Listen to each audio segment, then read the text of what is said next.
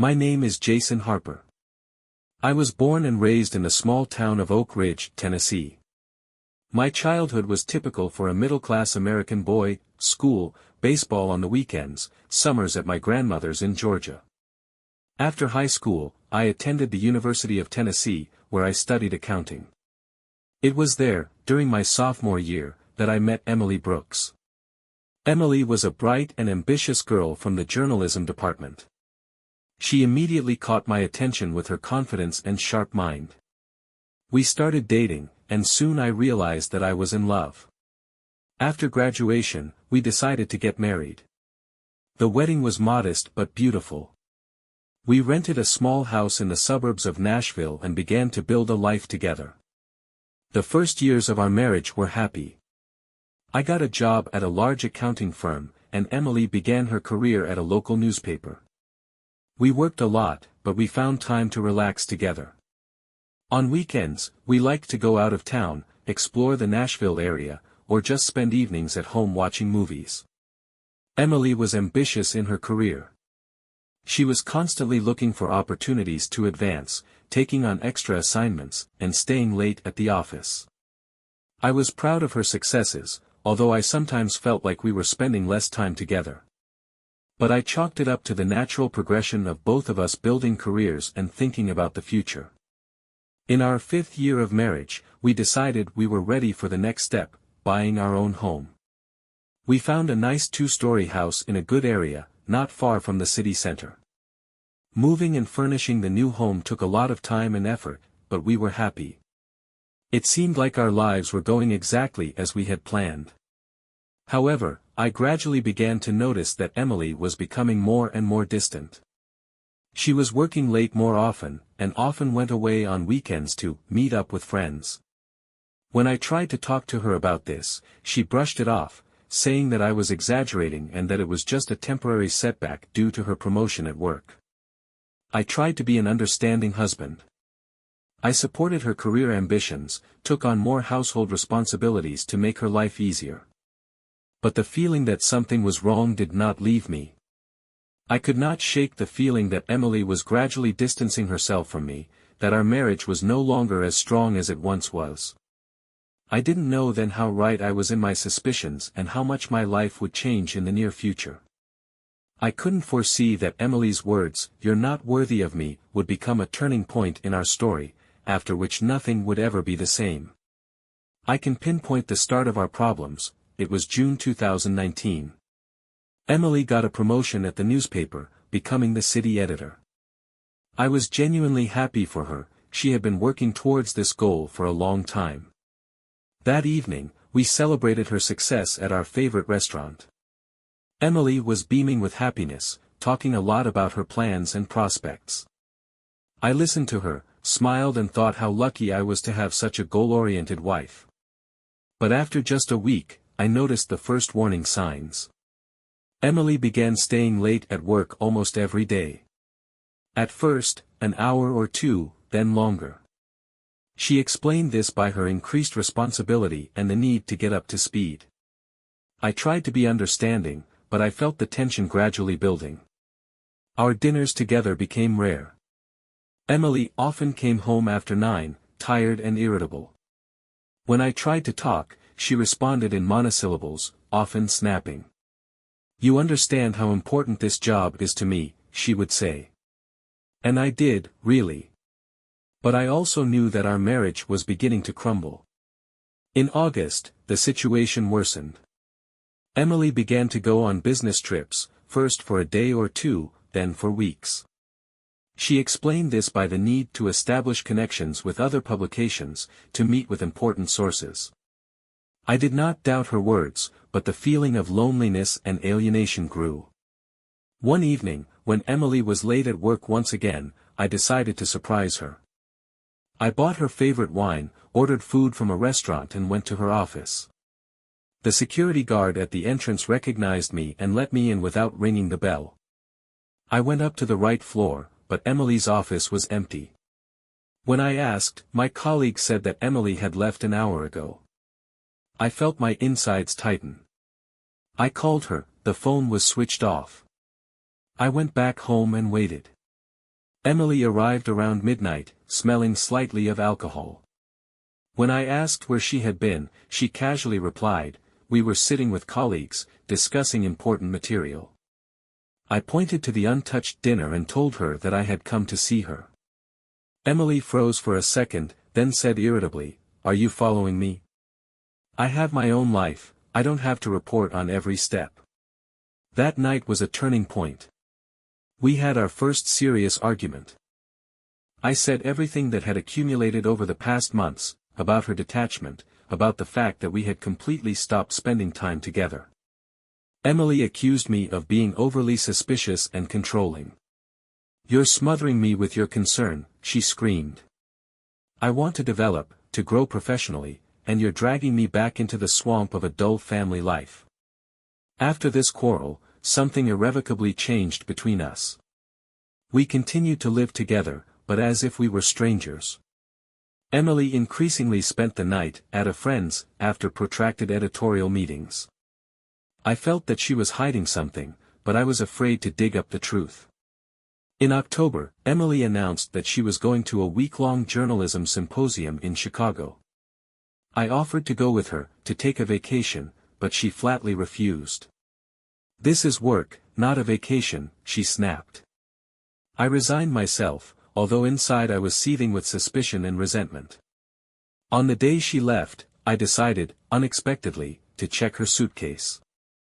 I don't know what I was hoping to find there, maybe proof of my paranoia, confirmation that I was exaggerating. But among the neatly folded things I found a pack of birth control pills. Emily and I had been off contraception for over a year, trying to conceive. I sat on the bedroom floor, holding the package in my hands, and felt my world crumble. All the suspicions I had been trying to push away suddenly became real. Emily was cheating on me. How long had this been going on? Who was he? Did he know Emily was married? When Emily returned from the taxi to collect her suitcase, I handed her the pills without a word. She turned pale, then red, and finally blurted out, "We'll talk when I get back. I have to go now." And she drove away, leaving me alone with a broken heart and 1,000 questions. This week was the longest of my life. I was restless, unable to eat or sleep. I called Emily, but she didn't pick up. I made mistake after mistake at work, almost screwing up an important project.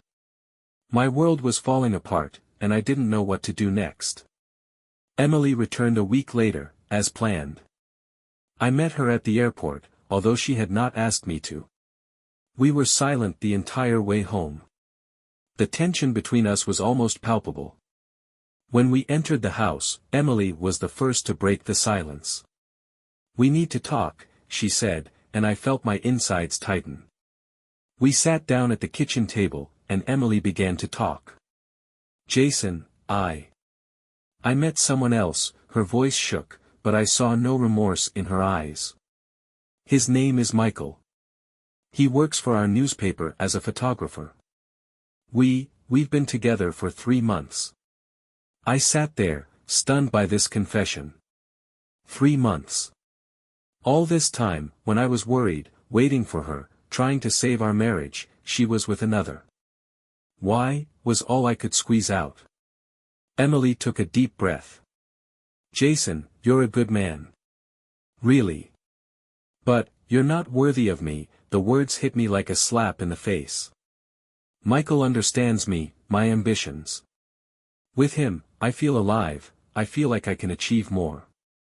I couldn't believe what I was hearing. "Not worthy of you? After everything we've been through together? After all the years I've supported you, your career?" "That's exactly what I'm talking about," Emily said, throwing up her hands in exasperation. "You've always been so proper. A stable job, plans for the future. And I want more. I want adventure, risk, passion. Michael gives me that." I felt the anger rising inside me. "And for this you are ready to cross out our marriage? Our plans, our future?" "What future, Jason?"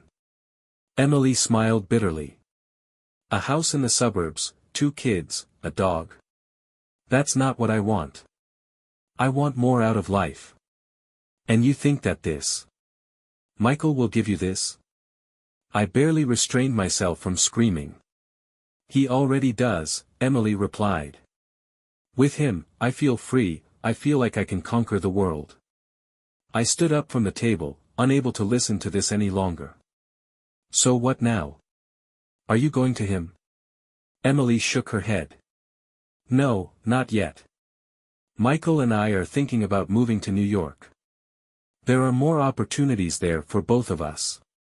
But it will take time. So you're just going to continue living here, pretending everything is okay? I couldn't believe what I was hearing. Jason, I understand that you're hurt. But let's be adults. We can separate in a civilized manner, without scandals and drama. I looked at this woman I thought I knew better than anyone in the world, and I didn't recognize her. Where had the Emily I'd fallen in love with gone? The girl we dreamed of a future with? Go away, I said quietly. Pack your things and go. I can't. I can't be under the same roof with you right now. Emily nodded as if she had expected it. She went up to the bedroom and came down an hour later with a suitcase. At the door she turned around. I'll contact you through a lawyer about a divorce. The door closed behind her, and I was left alone in the empty house that yesterday seemed like our family nest. Now every corner screamed betrayal and broken dreams. The next few days were a blur. I took time off from work, saying I had family problems. I spent most of my time at home, trying to process what had happened. I looked through our photos together, remembered happy moments, and couldn't believe it was all over. A week later, Emily's friend Tom called me. He worked with her at the newspaper and, as it turned out, knew about her affair with Michael. Jason, I have something to tell you, he said. I couldn't keep quiet when I found out Emily left you. We met at a bar near my house. Tom looked guilty and nervous. Look, I know I should have told you sooner. But Emily, she's my friend, and I didn't want to interfere. Just tell me the truth, Tom, I said wearily. Tom took a deep breath and began to tell. It turned out that Emily and Michael's affair had not started 3 months ago, as she had told me, but almost a year ago. They had met at a company party and had quickly become close. Michael was known in the editorial office as a flirt, but he had developed a serious relationship with Emily. They weren't exactly hiding it, Tom continued. A lot of people in the office knew. Emily, she changed, Jason. She became tougher, more ambitious. Michael encouraged that in her. I listened to Tom, and every word he said was like a knife stab. A year. For a whole year my wife lived a double life, lied to my face, shared a bed with another man. And this promotion? Was it really deserved? I asked, already guessing the answer. Tom looked away. Michael, he has connections. He put in a good word for her where it counted. I felt a wave of anger rise up inside me.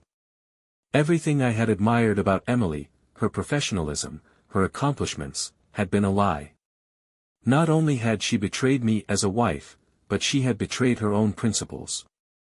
Thanks for telling me, Tom, I said, standing up. I need to think. I left the bar and wandered the streets for a long time, trying to comprehend what I had heard. Pain, anger, and a desire for revenge were fighting inside me. Emily hadn't just destroyed our marriage, she had destroyed my faith in love, in honesty, in justice. When I got home, I opened the bottle of whiskey Emily and I had been saving for special occasions. I sat in the dark living room, drinking and thinking about how my life had gone downhill. And the more I thought about it, the more I wanted revenge.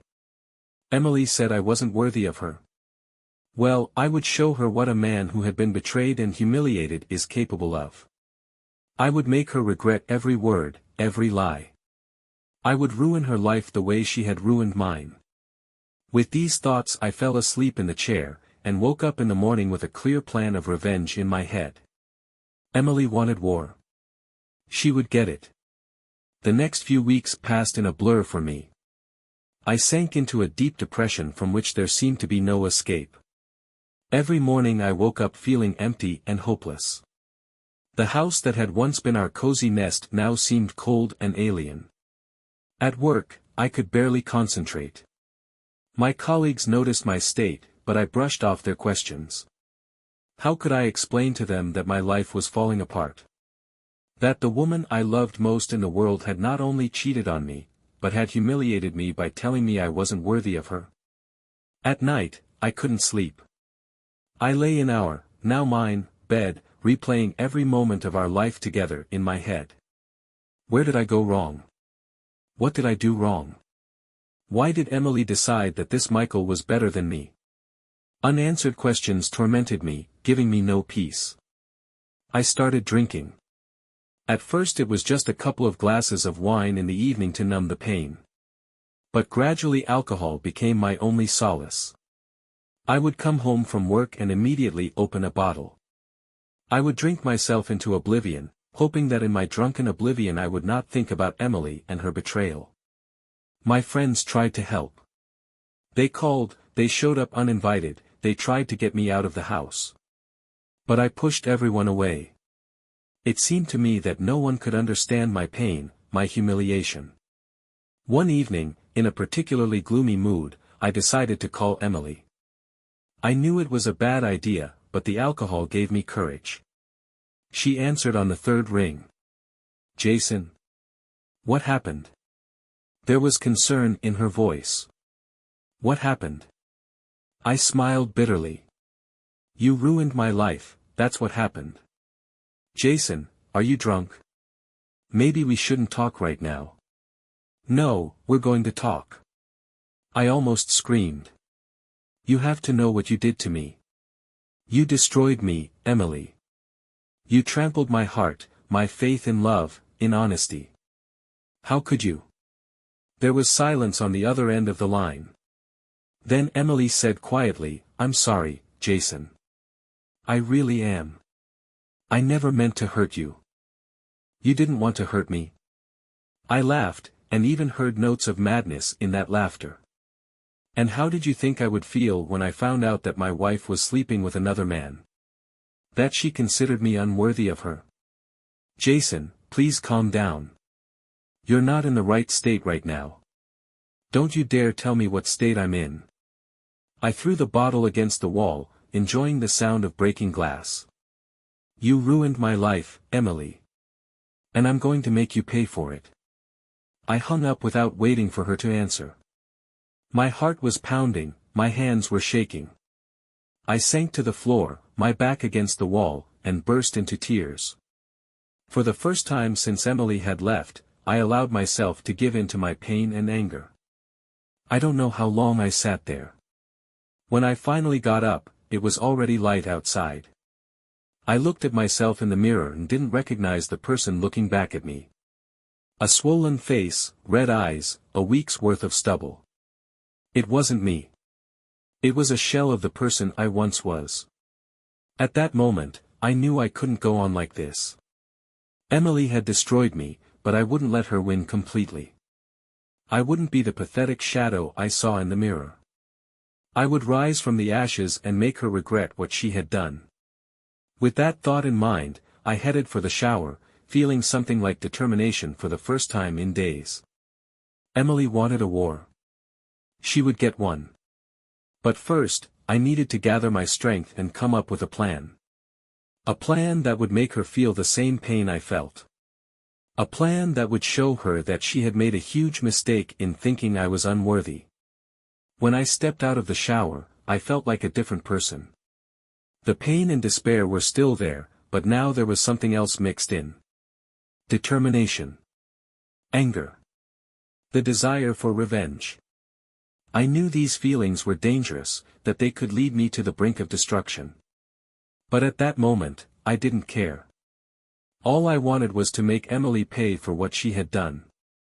I spent the next few weeks working on my plan. I took time off from work, citing family reasons. My boss, knowing about the divorce, was understanding. I needed time to think things through and prepare. The first thing I did was start gathering information. I knew Emily was working on some big investigation, she had mentioned it before our breakup. Now I needed to know more. I contacted Tom, who was still feeling guilty about keeping Emily's infidelity from me. He reluctantly agreed to help. Emily's working on a story about corruption in city government, Tom told me over the phone. She's digging under the mayor himself. If it turns out to be true, it'll be a bombshell. I thanked Tom and began to consider how I could use this information. Emily had always been ambitious, and this article could be her finest hour. What if I could rob her of that triumph? I started researching everything I could find about the city administration and the mayor. I looked at news reports, financial reports, rumors on social media. Slowly, a picture began to form. The mayor was indeed involved in some shady deals, but there was no evidence. Emily must have found something concrete. At the same time, I was following Emily on social media. She was open about her relationship with Michael, posting photos of them together and talking about a new chapter in her life. Each post was like a knife in the heart, but I forced myself to watch. It fueled my resolve. After 2 weeks, I had a plan. I decided to contact the mayor and offer him a deal. I would warn him about the upcoming article in exchange for dirt on Emily or her new lover. It was risky and probably illegal, but I didn't care anymore. I sent an anonymous letter to the mayor's office, hinting that I had important information. A day later, I received a call and an appointment at an inconspicuous cafe on the outskirts of town. The mayor, Robert Higgins, was a short, plump man with a sharp gaze. He got straight to the point. "What do you know?" I took a deep breath. "I know about the article that is being prepared. About corruption in your administration. The journalist has evidence." Higgins turned pale, but quickly pulled himself together. "And what do you want for this information?" "I need dirt on the journalist. Emily Harper. Or her lover, photographer Michael Reed." The mayor looked at me carefully. "You're her husband, right?" "Her ex-husband." I nodded. Higgins chuckled. "Revenge is a dangerous game, Mr. Harper. Are you sure you want to get involved in this?" "Absolutely," I answered firmly. We talked for another hour. Higgins agreed to help me in exchange for information about Emily's investigation. I told him everything I knew, including the names of some of the sources I'd accidentally learned from Emily before our breakup. As I left the cafe, I felt a mixture of triumph and anxiety. I had taken the first step toward my revenge, but I knew I had crossed the line. There was no turning back now. I spent the next few days waiting. Higgins promised to contact me as soon as he found anything on Emily or Michael. I was nervous, constantly checking my phone and email. Finally, a week later, I received an envelope with no return address. Inside was a flash drive and a short note, "Use wisely." With trembling hands, I inserted the flash drive into the computer. What I saw exceeded all my expectations. There were photos of Michael with another woman, definitely not Emily. Intimate photos. And documents showing that Michael had faked some of his photos for articles. I sat back in my chair, feeling a cold satisfaction spread through me. I had a weapon now. I could destroy Michael's career and break Emily's heart the way she had broken mine. But that wasn't enough. I wanted more. I wanted Emily to lose everything, her reputation, her career, her new love. And now I had a plan to do it. I began to prepare for the next step of my revenge, feeling a dark, dangerous feeling growing inside me. I knew that what I was doing was wrong, maybe even criminal. But I didn't care anymore. Emily said I wasn't worthy of her. Well, I'd show her what a man with nothing to lose could do. With the materials I had received from Mayor Higgins, I was ready to move on to the next phase of my plan. I decided to act quickly before Emily could publish her exposé on corruption in city government. The first thing I did was create an anonymous email account. Then I sent photos of Michael with another woman and evidence of his work being fake to the editor-in-chief of the newspaper where Emily and Michael worked. In the cover letter, I hinted that I had more incriminating material. At the same time, I sent copies of the same materials to Emily from another anonymous account. I knew it would break her heart, but part of me enjoyed the thought of her feeling the same pain I had. The next step was to compromise Emily's investigation. Using the information I'd received from Mayor Higgins, I contacted Emily's key sources. I posed as a journalist from a rival publication and implied that Emily was going to expose their identities in her article. It was a lie, but I knew that fear would cause them to recant their statements. I also anonymously leaked some of Emily's research, but in a distorted form, to undermine her credibility and make the editors question the credibility of her sources. All the while, I continued to follow Emily on social media. I watched her posts change from happy photos with Michael to worried hints about problems at work. It gave me a dark satisfaction. A week after I put my plan into action, Tom called me. "Jason, you won't believe what's going on here," he said, sounding worried. "Michael's been fired. Emily's been suspended from working on the mayor's story. There's talk that she might get fired, too." I pretended to be surprised and worried, although inside I was jubilant. My plan was working even better than I expected. The next day, I saw Emily.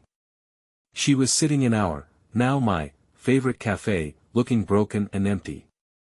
Part of me wanted to go to her, to comfort her. But I suppressed the urge. I reminded myself of how she had betrayed me, how she had told me I wasn't worthy of her. Instead, I sent her a message from a new anonymous account. "How does it feel to fall from grace, Emily? You ruined my life. Now I've ruined yours." I saw her read the message. Her eyes widened and she looked around, trying to figure out who could have sent it. Then she burst into tears right there in the cafe, surrounded by strangers. At that moment, I felt a strange mixture of triumph and emptiness. I had achieved my goal. Emily had lost everything she held dear. Her career was ruined, her relationship with Michael probably too. She was feeling the same pain I was feeling. But instead of satisfaction, I felt only devastation. Revenge did not bring me the relief I expected. Instead, I felt dirty, guilty. I knew I had crossed a line, that my actions were wrong, perhaps even criminal. I left the cafe, leaving Emily alone with her grief. As I walked down the street, I realized that not only had I ruined her life, but I had also completely destroyed the good that was left in me. I had become what I once despised, a vengeful, cruel man, ready to do anything to satisfy his grievance. When I got home, I sat down at the computer and started writing. I wrote down everything I had done, all my motives and feelings. I didn't know who I was writing to, maybe myself, maybe Emily, maybe the whole world. But I knew I had to do it, had to clear my conscience somehow. When I finished writing, I realized I couldn't leave it as it was. I had to try to undo at least some of the damage I had done. But how? I didn't know. I only knew that the road to redemption would be long and difficult, if there was one at all. The days following my revenge merged into one endless nightmare. I couldn't sleep, I couldn't eat, I was constantly checking the news and social media, watching the unfolding drama that I had created. Emily was fired from the paper. The official reason was violation of journalistic ethics and use of unreliable sources. I knew it was my fault, but I couldn't bring myself to admit it. Michael lost his job too and, according to rumors, left town. A week after Emily was fired, I received a call from her. I hesitated before answering, but eventually decided I had to. "Jason," her voice was hoarse, like she'd been crying a lot. "It's you, right? You're behind all of this." I remained silent, not knowing what to say. "Please tell me the truth," she continued. "I know I hurt you, but, this is too much. You've destroyed my career, my reputation. Why? I took a deep breath. You said I wasn't worthy of you, Emily. I wanted to prove you wrong. There was silence on the other end of the line. Then Emily said quietly, I didn't think you were capable of this, Jason. I was wrong about a lot of things, but not about this. She hung up, leaving me alone with my guilt and shame. The next day, the police called me. They wanted to ask me some questions about Emily's investigation and the leak. I realized that things were getting more serious than I expected. I hired a lawyer and told him the whole truth. He listened to me with a straight face, then said, Mr. Harper, you have committed several serious crimes. Slander, identity theft, interference with an investigation. You are facing real prison time. The reality of what was happening finally hit me. Not only had I ruined Emily's life, but my own as well. Everything I had achieved, my career, my reputation, my freedom, was all at risk because of my revenge. The lawyer advised me to cooperate with the authorities and confess to everything in exchange for a lighter sentence. I agreed, realizing that this was the only way out. The next few months passed in a blur, interrogations, trials, negotiations. I lost my job, my friends turned their backs on me. I was convicted of several crimes and given a suspended sentence and a large fine. But the worst thing was the realization that I had become exactly the kind of person I had always despised, petty, vindictive, willing to do anything to satisfy my ego. After the trial, I tried to contact Emily to apologize. She didn't respond. I couldn't blame her. Sitting in my empty house, I reflected on how things had turned out. I had started this journey thinking of myself as a victim, and ended up as a criminal. I had wanted to prove my worth, and instead I had lost everything that made me a worthy person. Now I was faced with the task of how to live on. How to atone for my guilt not only before Emily, but also before myself. I knew that it would be a long and difficult path, but I had no other choice. I started by enrolling in anger management classes and therapy. I realized that my actions were the result of deep emotional issues that I needed to resolve. I also began volunteering at a local domestic violence center as an attempt to make amends for the harm I had caused. Every day I woke up with the knowledge of what I had done and the determination to be better. I knew I couldn't change the past, but I could try to create a better future, for myself and perhaps for those I could help. The path to redemption was long and difficult, but I was ready to go through it to the end. Because now I understood, the true value of a person is determined not by how he reacts to betrayal, but by how he corrects his mistakes. It's been 5 years since I made the biggest mistake of my life. 5 years since I thought revenge could heal the wounds of Emily's betrayal. Looking back now, I realize how wrong I was. These years have been filled with hard work on myself. Therapy helped me understand the roots of my anger and learn to manage my emotions. Volunteer work opened my eyes to the suffering of others and helped me find a new purpose in life. I no longer work as an accountant. After everything that happened, I couldn't go back to the profession. Instead, I retrained and now work as a counselor at a support center for people who have survived divorce and betrayal. The irony is not lost on me, I help others cope with what I myself could not cope with. I never saw Emily again. All I know is that she moved to another city and seemed to be able to rebuild her career. I'm happy for her, although the thought of what I did still leaves me with a sense of shame and guilt. Michael, as far as I know, was also able to return to work as a photographer, although not for a major publication.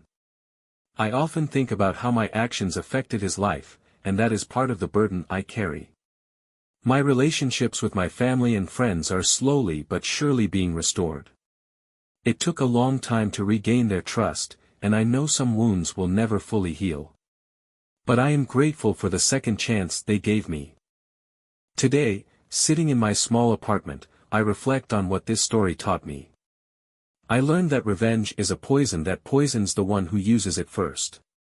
I learned that true strength lies not in the ability to hurt others, but in the ability to forgive and move on. I also realized that the words, "You're not worthy of me," do not define my worth as a person.